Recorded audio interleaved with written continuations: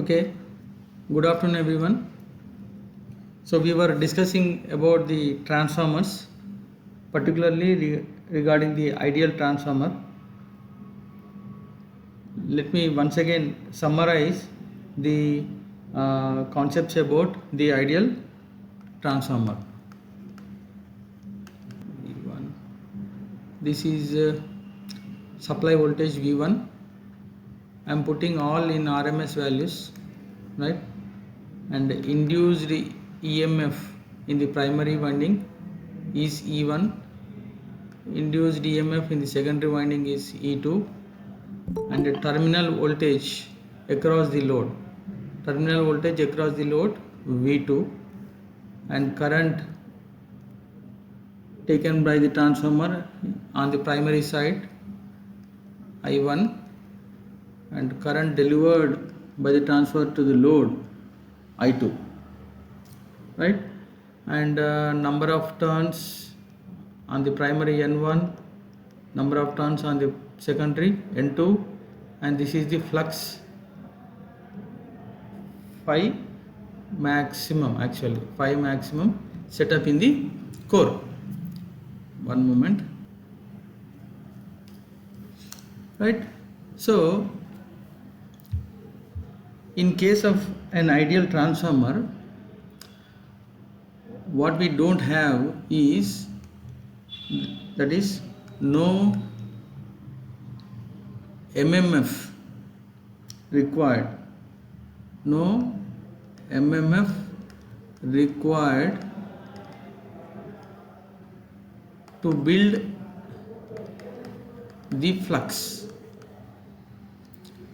that is negligible MMF. So if I draw the magnetization graph, that is MMF versus flux, then I say its hysteresis loop will be something like this. So it requires at 0 MMF to build this flux. To build this flux, it requires 0 MMF. That is why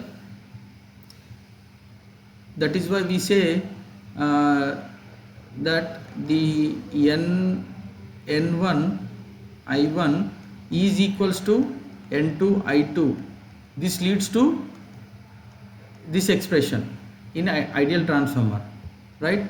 And this N1 by N2 I2 by I1 relation comes into picture. But okay, the other basic relationship is, which is common actually, that is E1 by E2 is equals to N1 by N2. This is common for both ideal and actual practical transformer. This is valid. Okay. Now the other what we take is, there will be no core loss and no core losses, that is both hysteresis losses as well as eddy current losses. Both are zero in case of ideal transformer, right? So it is a lossless transformer, right? And we can in ideal transformer, what we don't have is no leakage flux, which implies the induced EMF in the primary winding and the applied voltage will always be equal. This induced EMF will be always equal to the primary voltage under this condition, because there is no leakage flux exists. Yeah. So due to no leakage flux, the entire flux it developed will confine to the core, and it this entire flux will be linking all the turns, not few turns but all the turns, n1 turns in primary and n2 turns in the secondary. That is why what we have is the induced EMF is always equal to the applied voltage under this no leakage flux assumption, that is in ideal transformer. And due to this, what we actually have is, in addition to this expression N1 by N2, we also have now V1 by V2. This is already there. Now I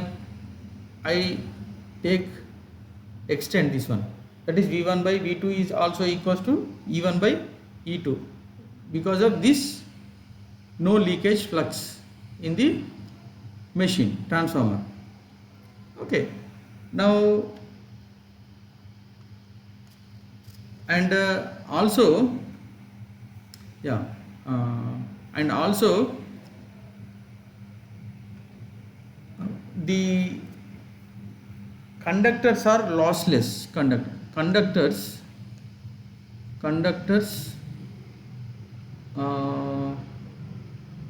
has no resistances. Okay, both primary side turns and secondary side turns have no resistance. It's a ideal conductor, and hence we don't have copper losses. Copper losses are zero in case of a ideal transformer. Okay, so this expression, this is because of no MMF required to build the flux, which leads to this N1 I1 is equals to N2 I2, or otherwise I2 by I1 is equals to N1 by N2. So I can write down here, this is I2 by I1. This is one more relation, right? So this is all about the ideal transformer, wherein we don't have no leakage flux, and we don't have conductor resistance, we don't have core losses, and magnetizing current is zero. Magnetizing current, this is I mu is zero, because it gives at zero MMF only, it gives this much of flux, right? So in practice actually we should have like this.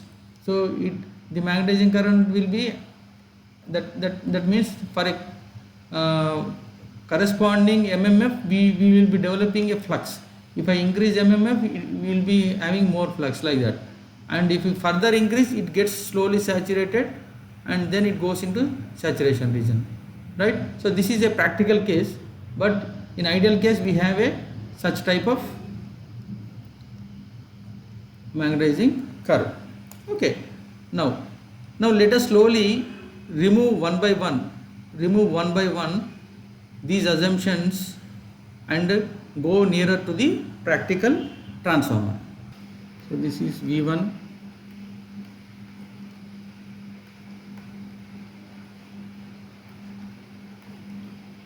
this is V2, this is E1, this is N1, this is N2, this is E2 induced EMF, right? This is phi max, right? This is I1 and this is I2. Okay, same as the same diagram what we have shown for ideal transformer. Now let us talk about the magnetizing current first, right? As I said, the ideal transformer will have such type of magnetizing graph, right? But in case of practical transformers, we have a finite amount of magnetizing curve, magnetizing MMF is required to develop a finite amount of flux in the core, right? So that means though it is small, not zero but small, it consumes some magnetizing current to develop or build the flux in the core, right? Now this current, I1 current, has one component, the magnetizing current component, right? So which is, now I have not I have not yet loaded. This is, let me say, this is open now. Only the primary side current is flowing into the primary winding, and this winding current, the first component is a magnetizing current component. Now this, because of the currents are alternating in nature and fluxes are alternating in nature, because of alternating quantities, we have both hysteresis losses and eddy current losses, right? Hysteresis losses due to changing its direction of the flux. Eddy current losses is due to induced voltages, which leads to a circulating currents in the core, right? So this is eddy current losses.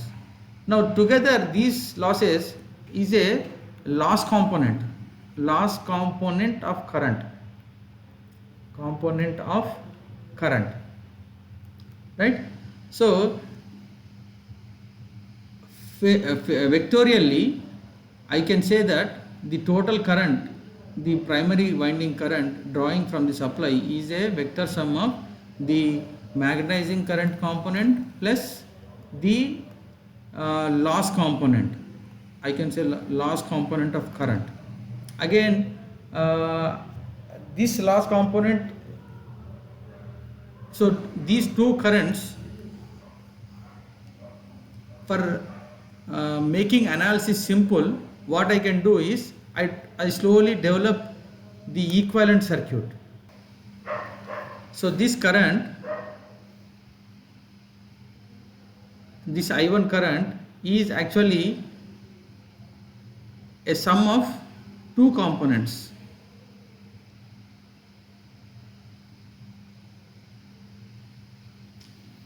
Like this, I will draw here.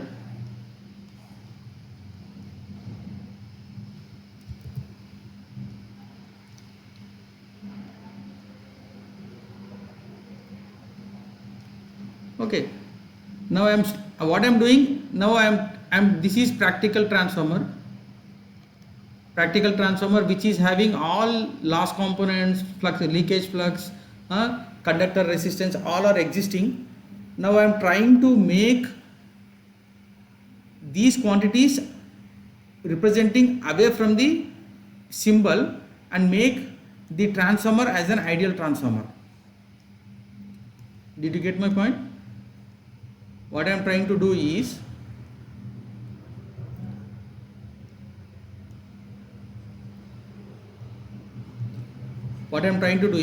now this is ideal transformer, right? So this is a practical transformer which is having leakage flux, which is having conductor resistance, which is having magnetizing currents,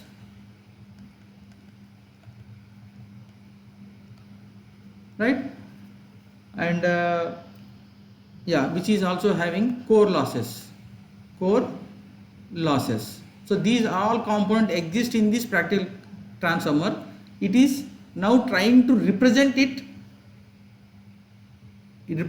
external to this diagram, such that we can slowly bring this practical transformer to an ideal transformer, and which is just a symbolic representation of the transformer.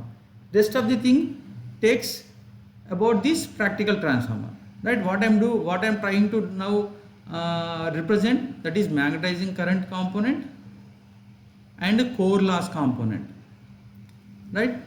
So this current, input current, is sum of loss component and the magnetizing current component I mu.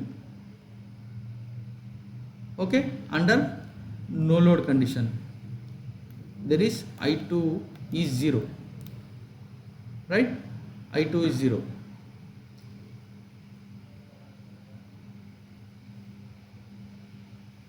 Now there also exists leakage flux and conductor resistance. Now leakage flux, as I said, due to leakage flux the induced EMF in the primary coil and secondary coil will be not exactly equals to the supply voltage. This is not exactly equals to supply voltage, but it falls slightly, right? And the other component by which it is falling short is represented as a leakage reactance drop. Are you understanding this one? I am trying to represent the leakage flux equivalent as a leakage reactance drop, that is XL. So that means this I into XL is a voltage drop. That means the phasor sum of V1 is equals to E1 plus I1 XL. This is phasor, right? So this phasor plus this phasor is equals to this phasor, right? This is a voltage drop and which is equivalent to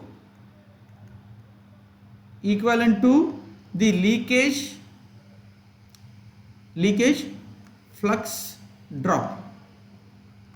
If there is no leakage flux, this component will be 0, but due to the presence of leakage flux, this voltage is not exactly equals to this V1, and how much it is falling short by this much of voltage drop, right? So I am trying to represent the leakage flux as a equivalent voltage drop between induced EMF and the supply voltage.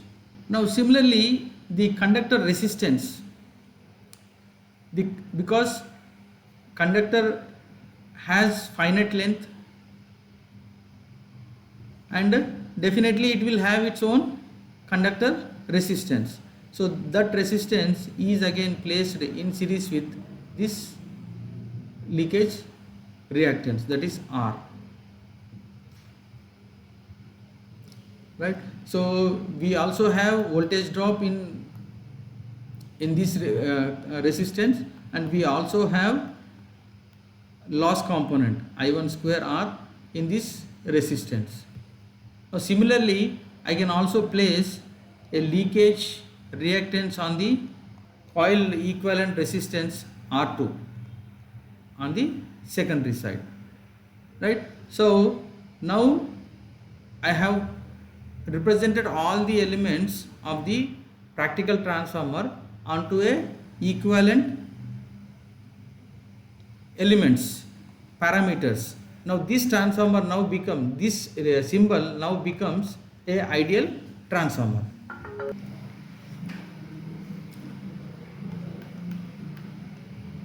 Now symbolically this is now a ideal transformer having represented all its, this is now becomes a ideal transformer, right? Now all its magnetizing current component I mu, loss component IL, and primary resistance, leakage reactance, right? Secondary leakage reactance, secondary coil resistance, right? Everything is represented external to this diagram, right? Now this is E1, this is E2, this is N1, this is N2, and this is V1. So this equivalent diagram or equivalent circuit diagram, this is equivalent circuit diagram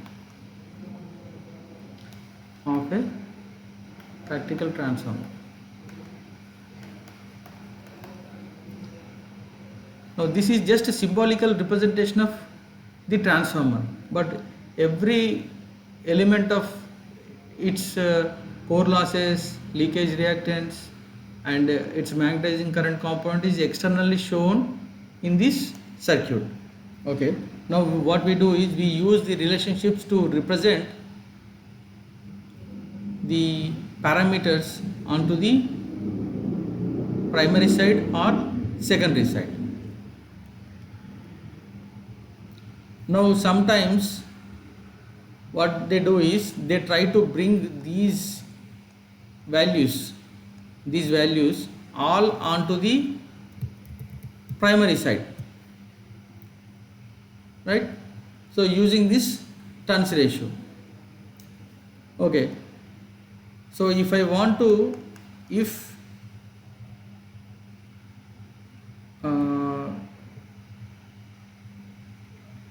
want to transfer secondary parameters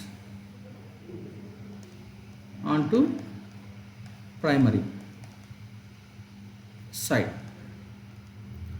Okay, now I want to represent this x2 onto the primary side, equivalent primary side component. This is primary component and this is actual secondary component. Now how do I relate, how do I transfer? The thing is the voltage drop, percentage voltage drop caused by this reactance on both sides should be same. What does it mean? Percentage voltage drop, that means I2 x2 as a percentage of E2 should be equals to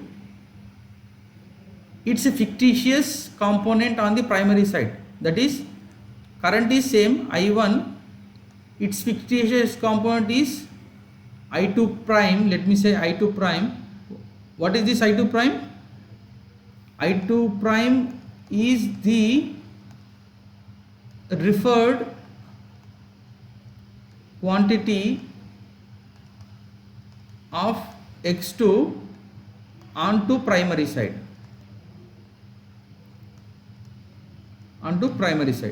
right? So I1 into x2 prime divided by E1 as a percentage of this voltage. Now I can say x2 prime is equals to E1 by E2. I am bringing these components onto this side into I2 by I1 into x2, right? Now what is this?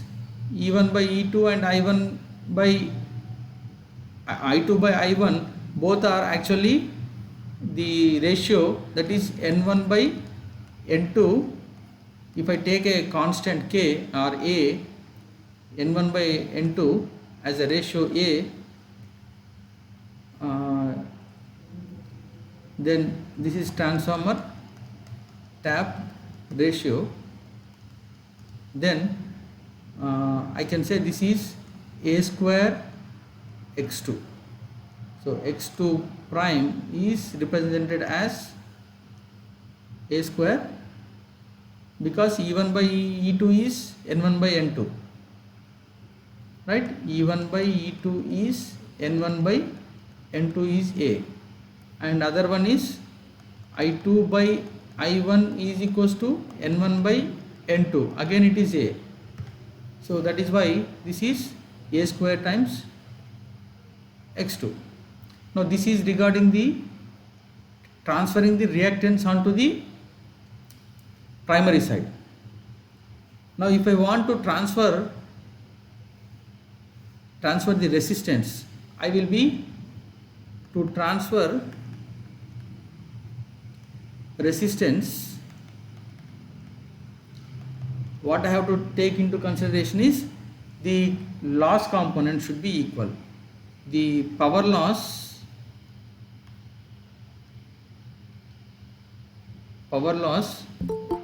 should be same or equal on both sides,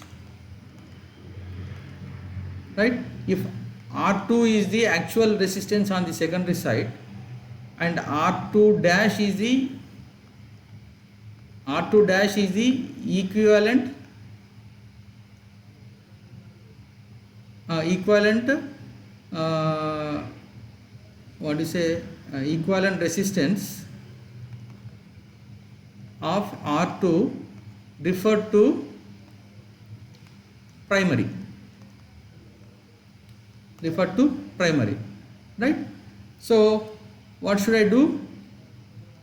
I1 square R2 dash should be equals to I2 square R2. So I say I2 dash is equals to I2 by I1 square R2. So again I2 by I1 is equals to N1 by N2, which is A. I say R2 dash is again equals to A square times R2. A square times R2. So I have referred both resistance and its equivalent reactance onto the primary side. Now I can draw these parameters onto the primary side. How is that?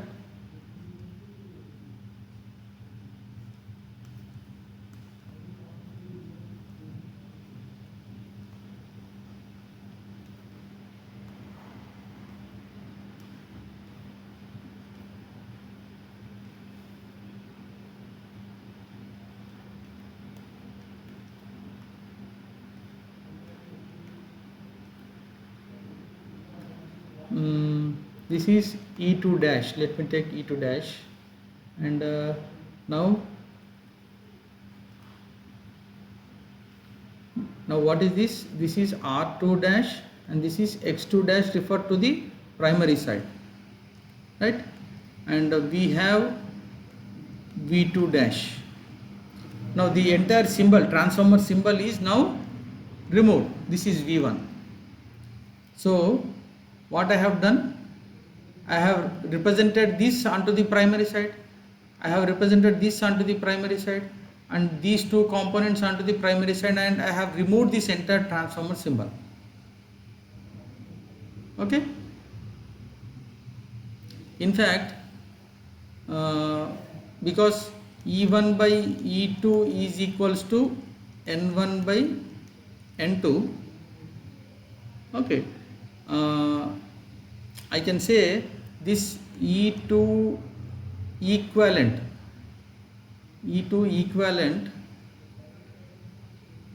okay, E2 equivalent will be this N1 by N2 into E2, right, which is actually equals to E1. This is actually equals to E1. So E1 is equals to E2 prime, equivalent secondary side induced EMF transferred to the primary side. Just turns ratio comes into picture, right? So see, E1 going on to the secondary side, E2 by this turns ratio. If E2 again coming on to this primary side will be same turns ratio only. Okay, so only turns ratio is operating on this shifting from primary to secondary side in case of voltages, right? So this E2 prime is nothing but E1 referred the secondary side induced EMF referred to the primary side.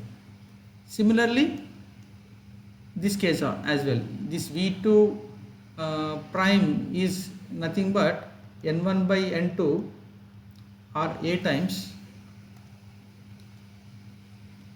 this is A times V2,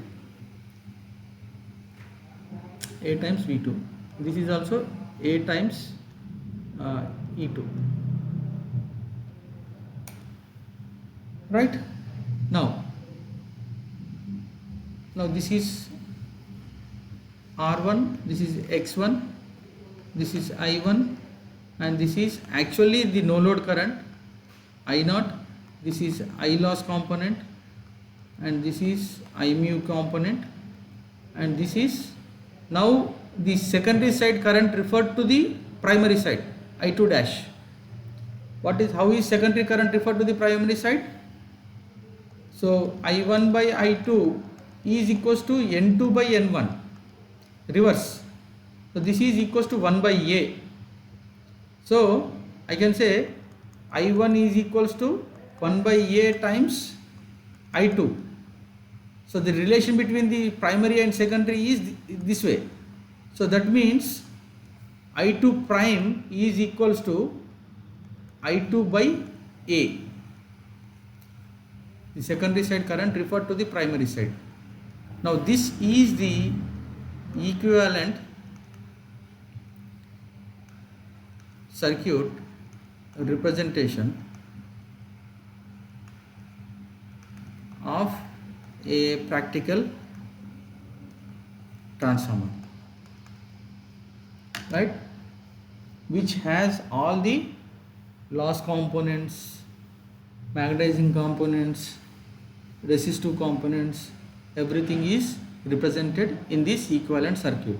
So we can also, now I have represented the secondary parameters onto the primary side.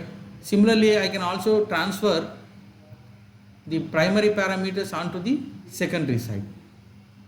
Primary parameters onto the secondary side. So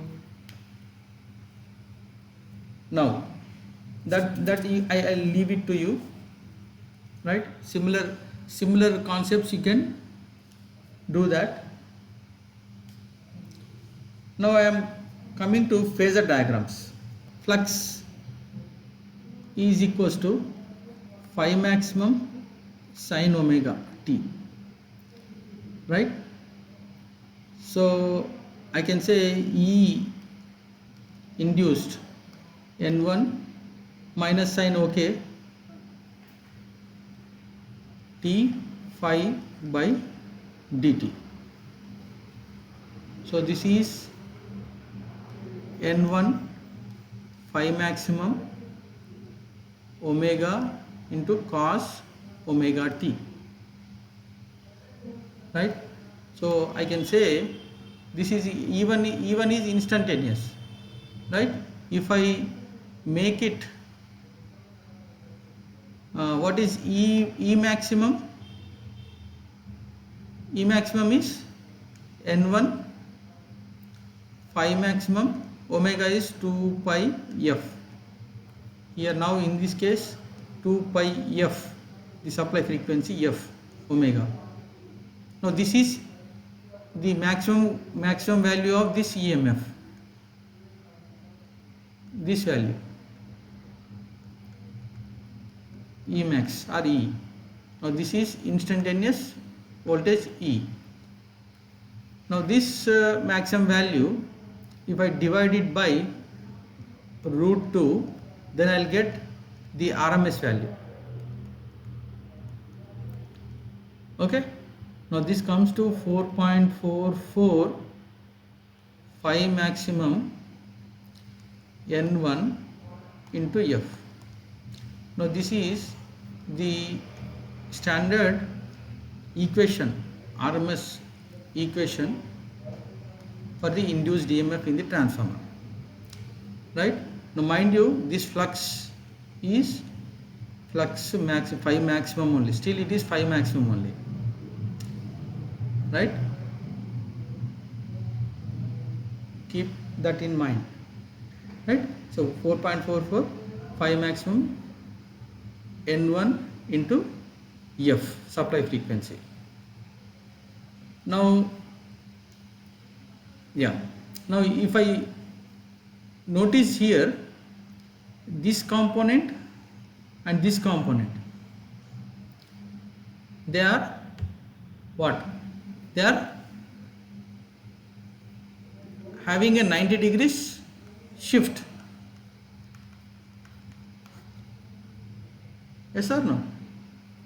Flux is actually having sine component, and induced EMF is having a cos component.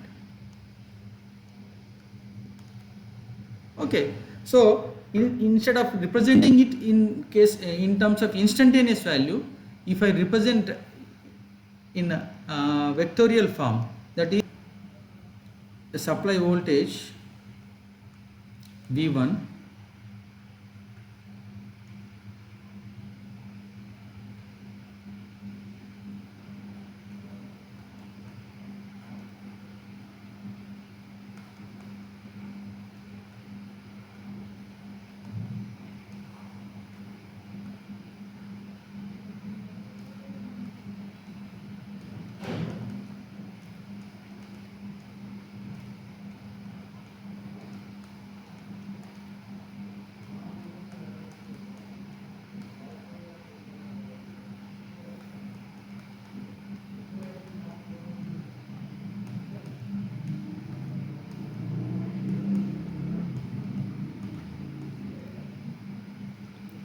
now at no load, okay, at no load, this current is I2 dash is 0, so I1 is equals to only this I0 component. So at no load, I2 is 0 and I1 is entirely equals to I0 component, right? And this I0 component is, having two components, that is, one is loss component plus magnetizing component. Okay, now this magnetizing component is responsible for building this flux, and how this magnetizing component is actually with respect to this voltage, what is this current? I mu, it will be lagging because this is an inductive current. Okay, if I apply a sine wave here, if this is a pure inductor, this current will be lagging this voltage by 90 degrees. Similarly, with respect to this voltage, this current, because the same voltage is across this branch, right? So this I mu is always lagging the supply voltage. So that means if this is a voltage V1, this will be I mu, and along this component there is a flux component. And I can say now this will be the induced EMF E1, which is also again 90 degrees lagging to the flux component. Okay, so yeah, now this I mu component, and what about this IL component, loss component, which is actually contributing towards the core loss is actually a resistive component is there here, because if I give a supply voltage, sinusoidal voltage across a resistive component, then this current will be in phase with voltage, in phase with the voltage. So supply voltage is this one. So the loss component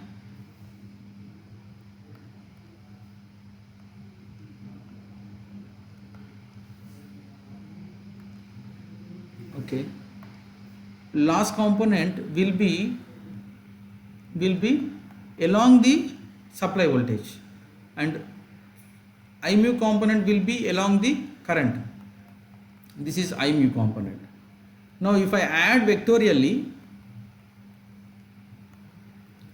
now this gives me the no load current I naught. This gives me the no load current I naught with respect to supply. And what is this phase angle? This phase angle is the no load power factor.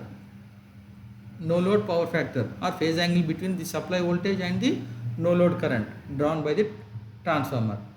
Now I can say that because the magnetizing component is very high, I can say that the loss component is very small compared to the magnetizing component. So the initial no load current is more closer to 90 degrees, right? Now this is about the no load phasor diagram. No load phasor diagram, because this side is entirely open. This side is entirely open, there is no drop here, right? This current is not there. But when I connect a load across the secondary terminals, now current starts flowing here. Current starts flowing here, right? So I can show that. So if I take V2 prime, V2 prime as a reference voltage, and the current drawn by the load I2 prime is equals to some minus lagging angle, that is the load component is assumed to be an inductive reactance. So to this voltage, this current is lagging to this voltage. So I am taking this as a reference, and this current is lagging to with respect to this. So I can draw here, I can draw like this. If this is V2 prime and I have a lagging current I2 prime with some load power factor, I don't know, this is some phi which is load power factor angle. This phi is load power factor angle, I don't know, depending upon load it phi varies. Now to this current I have to add these two drops to this voltage. If I add these two voltage drops VR and VL, I'll get this voltage, right? So what is that? How do I if V2 I assume as a reference and I2 currents, I2 prime is lagging behind voltage by some load power factor, then if I add these two drops, resistive drop and inductive drop, to this supply load voltage, then I will be getting this voltage across this branch, right? Across this branch voltage ఇక్కడ వస్తుంది మనకి, ఇక్కడ ఈ voltage వస్తుంది, ఈ వోల్టేజ్కి ఈ voltage add చేస్తున్నాను. So now this voltage, see I have a current I2 prime here which is flowing through R2 prime and X2 prime, right? Now if I write this is I2 prime, this is I2 prime. Now along this direction I have what, which drop? Tell me which drop? Along R2 the, dash drop, sir. yeah, I have a voltage drop along this direction. Along this direction, I have a voltage V. Let me not put in V terms. This is I2 prime, R2 prime. This voltage drop. Now perpendicular to this I component, perpendicular leading component. This is, no, this component will be what? This is actually leading to this I2 prime. This is I2 prime. So one is along the I2 prime, that is resistance drop, and one is perpendicular voltage drop. This is I2 prime x2 prime. Actually I have to put J notation here, right? To J notation తీసుకురావాలి, but okay. So this is I2 prime x2 prime. Now if I add vectorially here, this voltage is, what is this voltage? What is this voltage and this voltage? It is E1 or E2 prime. E2 prime. E1 or E2 prime. Okay. Now to this voltage,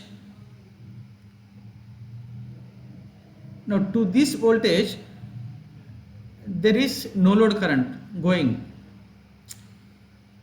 One is I mu and one is I naught. See, now it becomes little bit confusing, right? If I, that is why what I do is, yeah, right, okay, let me complete this one.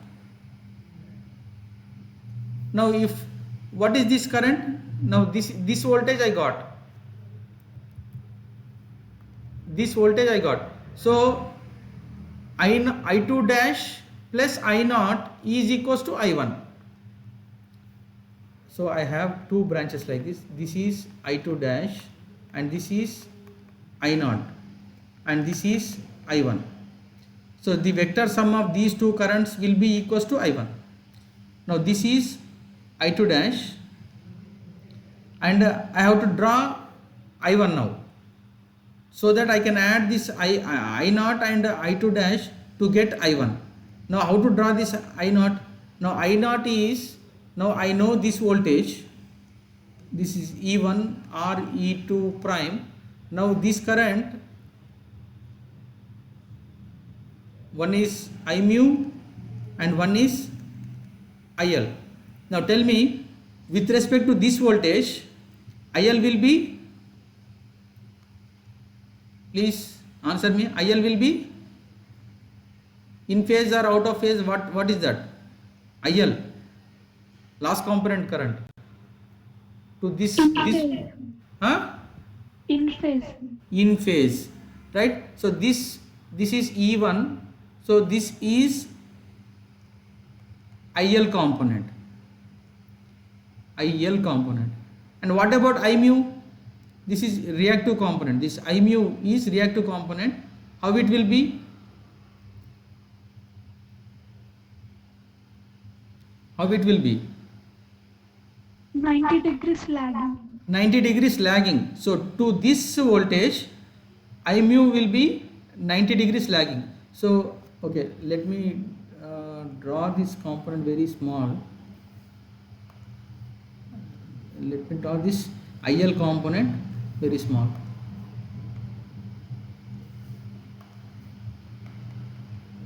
This component along this E1, and I mu will be perpendicular to this I naught.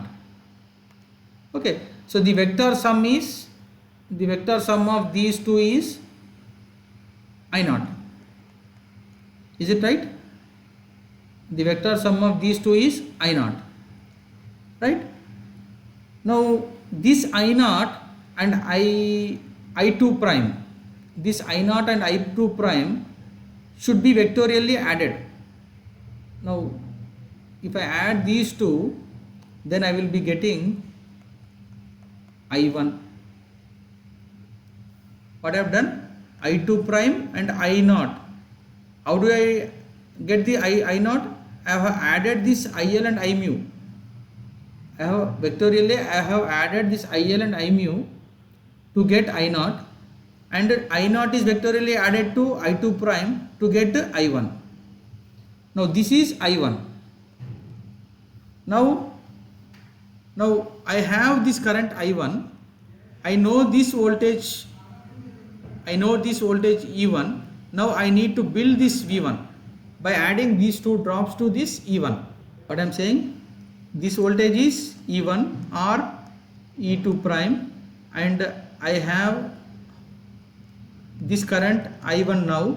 This is R1 and this is X1. So if I add these two drops, I will get V1. If I add these two voltages to this voltage, then I will get this voltage. Right? Now tell me, I have got I1. So I got I1 like this. Now along the direction of I1, from the tip of the E1, if I add this vector VR, so how it will be? It will be, let me put in some other color. So along this direction, if I add this I1 into R1, this voltage drop, and what about Vx, sir? What about Vx or VL, which leads this current I1 by 90 degrees.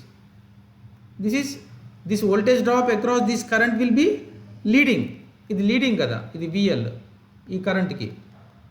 So this direction, if I perpendicularly drop this one, this will be I1 X1.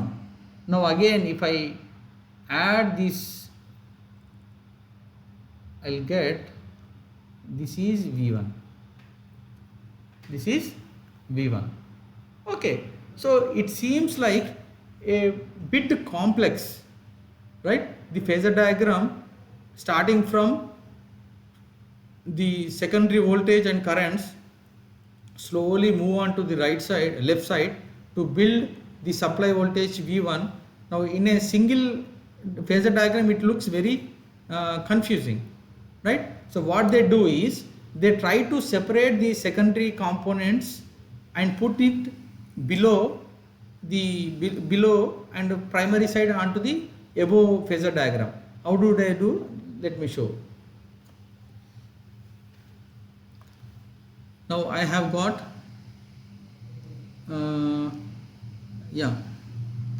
so this is under no load condition, this is V1, and this is also this phasor is minus E1, and this phasor is flux and I mu, and last component is somewhere here, this is IL, and if I add these two, I'll get this as a I naught, right? This minus E1 on the other side, I will have, this is E1, right? And I don't know, E2, E1 and E2, maybe this may be E2, but if I make it transformation onto the primary side, then it will come to the same value, that is E2 prime, right? Now let me take the voltage, secondary voltage, secondary voltage, this voltage as V2 prime. Now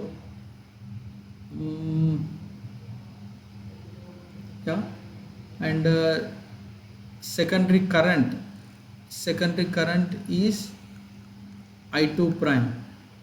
I don't know whether you are able to see or not.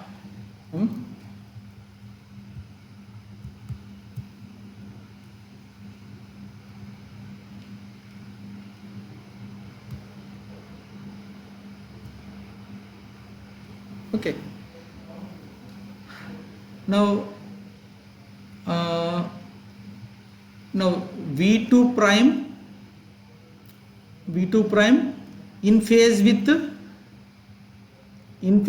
i2 prime, now this phasor is i2 prime r2 prime, and perpendicular to this, if I add this one, this is i2 prime x2 prime, now which will be equals to e2 prime or e1 prime. Now, are you getting me? Yes, did you understand this one? Do you understand this one? I am drawing here, see, అంటే నేను reverse గీస్తున్నాను, down side గీస్తున్నాను. This is v2 and v2 prime, and this is the current i2 prime, secondary current with some power factor angle, right? Now to this, in parallel to this current, if I add i2 prime r2 prime, and perpendicular to this, if I add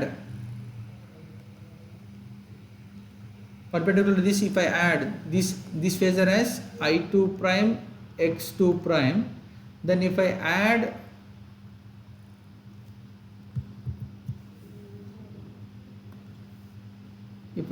this, now this will be e1 equals to e2 prime. Okay, now what I do is I am just tilting this one. Now this e1 equals to e2 prime, I am making this, దీన్ని ఇక్కడ hinge చేసి దీన్ని revolt చేసి దీన్ని ఇలా move చేశాను అనుకోండి. Now this will come to like this. This is e1 e2 prime, this is v2 prime, and this is i2 prime. Then adding this voltage i2 prime r2 prime, and this voltage is i2 prime x2 prime. So I will be getting this one. I am just rotating this one. So that is what I have drawn here. So the phasors, this is secondary side components, right?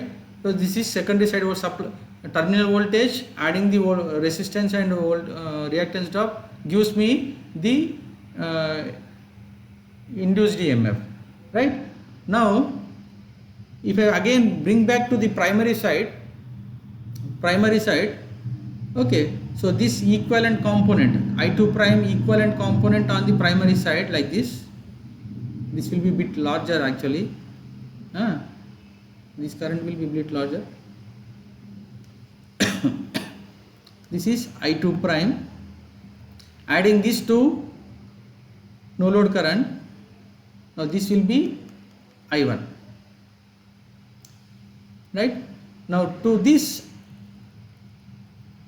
if I add the resistance drops and voltage drops to e1, this is resistance drop and voltage drop, reactance drop, then I will be getting the v1.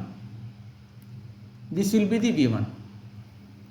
This is i1 x1, this is i1 r1.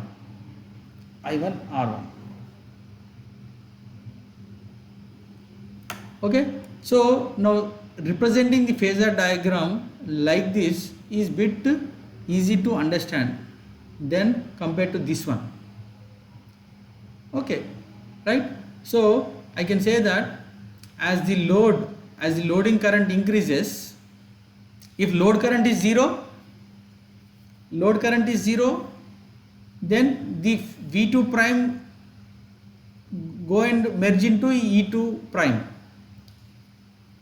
Because of this no drops exist, ఈ రెండిట్లో drop ఉండదు కాబట్టి ఈ v2 prime merge అయిపోతుంది e2 లోకి. కానీ load current పెరిగినప్పుడు ఈ డ్రాప్స్ ఉంటాయి కాబట్టి, రెసిస్టెన్స్ డ్రాప్స్, రియాక్టెన్స్ డ్రాప్స్ ఉంటాయి కాబట్టి it will fall short by some percentage like this.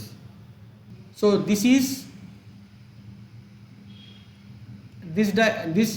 phasor diagram is just for no load. There is no load component on the secondary side, only no load component. But when load is there, then I2 prime exists, then V2 prime and then E2 prime, then I superimpose the equivalent current onto the primary side, then add vectorially, then again add these two drops to E1 prime, E1 to get V1.